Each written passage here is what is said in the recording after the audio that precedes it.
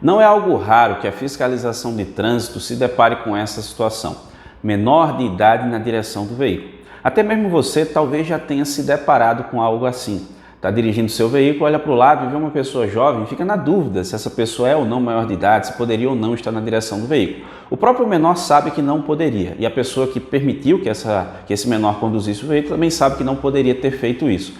Lá no Código de Trânsito Brasileiro, no artigo 140, nós temos alguns requisitos para se habilitar. Até porque para estar na direção do veículo é preciso ser um condutor habilitado. O primeiro desses requisitos é justamente o de ser penalmente imputável.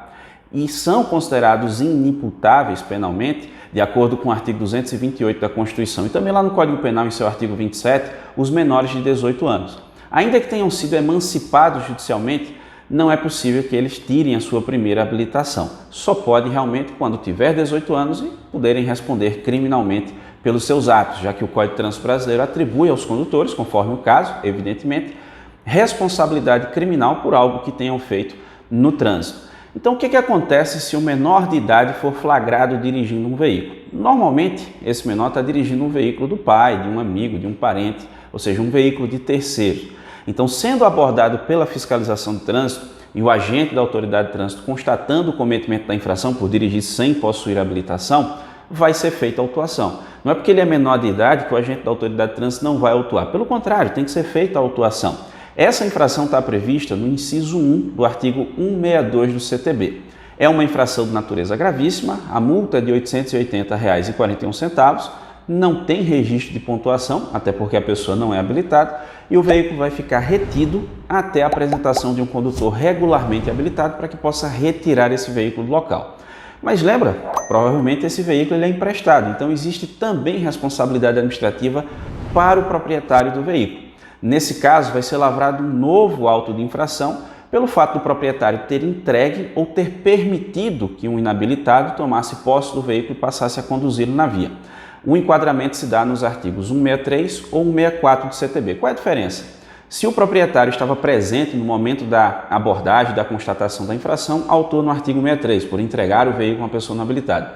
Se o proprietário não estava presente, que é o que normalmente acontece, empresta o veículo e a pessoa vai lá sozinho, então vai ser autuado no artigo 64 por permitir que o inabilitado tome posse do veículo e passe a conduzi-lo na via. É uma mera formalidade para fins de enquadramento, porque a punição, tanto do artigo 63 quanto do 64, é a mesma.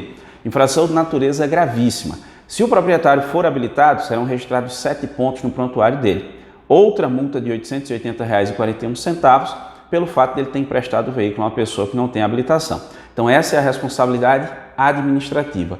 Com relação à responsabilidade criminal, o proprietário também vai ser responsabilizado, ou a pessoa que efetivamente emprestou o veículo a quem não tem habilitação. Isso é considerado crime de trânsito previsto lá no artigo 310 do CTB. É o crime de permitir, confiar ou entregar a direção do veículo automotor à pessoa não habilitada. Independentemente da forma que essa pessoa conduz o veículo, se impôs ou não risco à segurança viária, a pessoa que emprestou vai ser responsabilizada. Isso porque o Superior Tribunal de Justiça, o STJ, através da sua súmula número 575, entende que esse é um crime de mera conduta, ou seja, basta que tenha sido praticada a conduta que está descrita no tipo penal para que o crime se configure. Emprestar o veículo a quem não tem habilitação. A pessoa não tem habilitação, ligou o veículo, saiu com ele, o crime já ocorreu. A pena é de detenção de 6 meses a 1 ano ou multa para aquela pessoa que empresta o veículo a outra que não tem habilitação. E o menor, ele vai praticar crime? Depende, olha. Nós temos uma conduta lá no artigo 309 do CTB que é dirigir veículo automotor em via pública sem possuir habilitação, gerando perigo de dano. Então perceba que a pessoa não pode ter habilitação, tem que estar dirigindo sem habilitação em via pública e gerar perigo de dano. O que seria gerar perigo de dano? Qualquer anormalidade na conduta que coloque em risco a segurança viária. Empinou a moto, deu uma cantada de pneu no carro, o pessoal chama de cavalo de pau, né, popularmente ali no veículo, enfim, manobras que coloquem em risco a segurança de alguma forma, anormalidade na conduta. Isso porque se não houver anormalidade na conduta, não houve perigo de dano, nós teremos somente a infração administrativa ou as infrações administrativas que eu mencionei para vocês, condutor e proprietário, e a possível responsabilização criminal daquele que emprestou o veículo. Já o menor, em tese, não praticou nenhum ilícito sob o ponto de vista criminal. Agora, se houve perigo de dano, se houve algum risco à segurança viária, uma anormalidade na conduta, nos exemplos que eu mencionei, aí nós temos a prática do crime do artigo 309. Como ele é menor, ele não pratica crime. Isso porque a Lei 8.069, lá de 1990, que é o Estatuto da Criança e do Adolescente, estabelece em seu artigo 103, que vai ser considerado ato infracional aquela conduta praticada pelo menor que seja considerado crime ou contravenção penal. Como o artigo 309, dirigir veículo automotor em via pública sem possuir habilitação gerando perigo de dano é crime, então ele está praticando um ato infracional. O próprio Estatuto da Criança e do Adolescente prevê punições em razão da prática desses atos infracionais pelo menor de idade, para aquele que é considerado penalmente inimputável. Então, existe sim responsabilidade a ser atribuída no caso do menor de idade que está dirigindo. Não é o fato dele ser menor que ele não será responsabilizado. Nós temos responsabilidade administrativa e responsabilidade do ponto de vista criminal. Aí depende muito do caso. Mas no fim das contas, percebam, quem acaba sofrendo algumas punições em razão disso é o proprietário ou aquela pessoa que emprestou o veículo a quem não tem habilitação.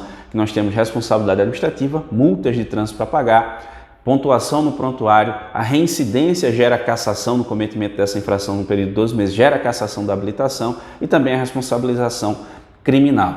Muito cuidado a quem se empresta o veículo, tem que esperar realmente ter a idade mínima, passar pelo processo de habilitação para que possa estar conduzindo um veículo na via pública. E você, já se deparou com essa situação? Ficou com dúvida? Concorda com algo, discorda de algo? Fique à vontade, vá deixando aí nos comentários. Você que nos acompanha aqui no canal Sala Trânsito sabe que a intenção é exatamente essa: compartilhar a informação e aprender todo mundo junto.